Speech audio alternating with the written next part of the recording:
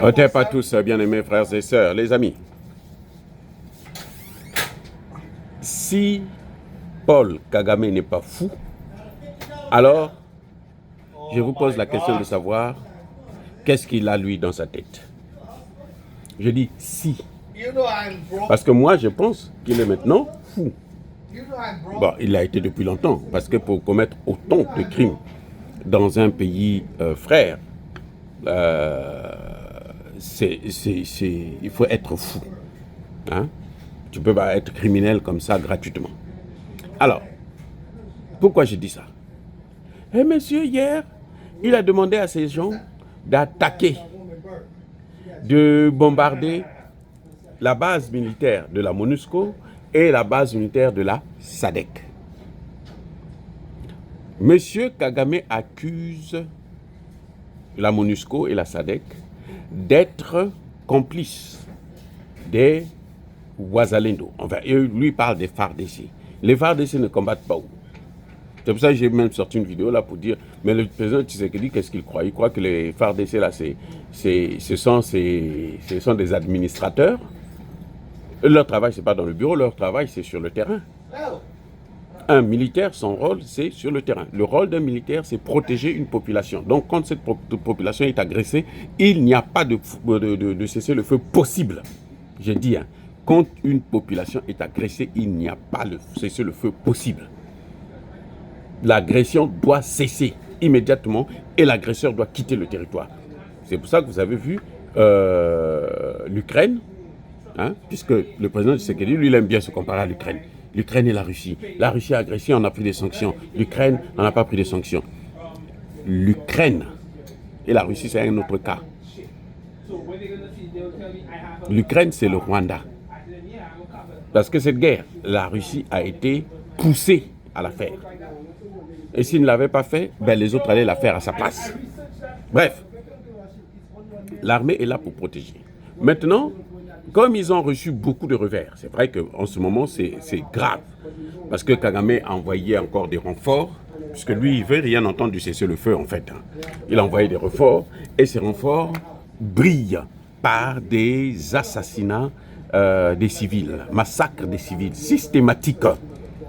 C'est-à-dire que je ne comprends pas pourquoi la CPI continue toujours à attendre avant d'envoyer, de lancer des mandats d'arrêt contre ces gens.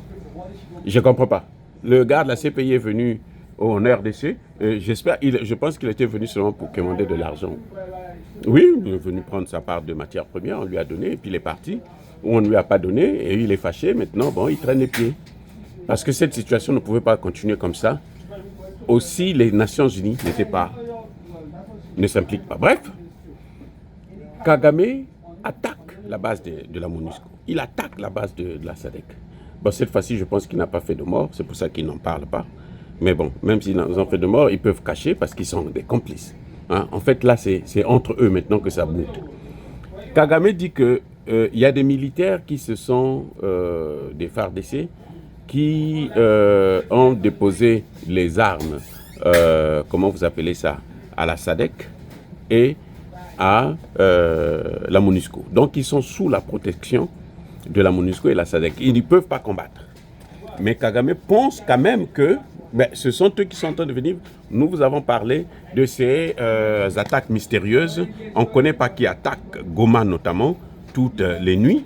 Et voilà quoi. Donc voilà ce qui est en train de se passer. Et l'armée continue à attendre. Les amis, pourquoi Paul Kagame peut-il se permettre d'attaquer la base de la SAMIR et la base de la MONUSCO? Qu'est-ce qui lui donne ce courage-là, cette envie d'aller plus loin, de continuer à défier non seulement la RDC, mais la communauté internationale tout entière? Puisque cette communauté de criminogènes a quand même condamné son action et lui a demandé de retirer ses troupes, mais lui fait tout le contraire, il en voit encore plus. Pourquoi, les amis? Mais parce qu'il y a des complices au niveau international. Est-ce que les mêmes puissances là, que nous acclamons, enfin vous, parce que moi je ne suis plus là-dedans, moi je me méfie de toutes ces puissances occidentales. L'Occident collectif Ce sont eux qui ont pratiqué l'esclavage, la colonisation, le néocolonialisme et la recolonisation qu'ils veulent faire aujourd'hui. La balkanisation des pays africains. Ce sont eux, le Soudan, l'Érythrée, plutôt l'Éthiopie avec l'Érythrée, la Somalie et autres. Ce sont eux, la Libye, tout ça là. C'est pas les Africains, hein. C'est pas les Chinois, c'est pas les Russes. Ce sont Américains, Français, Belges, Allemands, c'est toute la clique là. Ce sont eux qui sont à l'origine de tous nos malheurs. Voilà le problème, les amis. Donc, on ne peut pas oublier ça et on ne doit jamais oublier ça dans toutes nos analyses. Donc, si vous voyez comme ça là, c'est que eux, ils ont quelque chose à voir. C'est-à-dire qu'ils jouent sur les deux tableaux. Si Kagame réussit à reprendre le Kivu, ils vont balkaniser le Kivu immédiatement. Ils vont enlever le Kivu de la RDC. Et puis, petit à petit, on va continuer progressivement à détruire la RDC.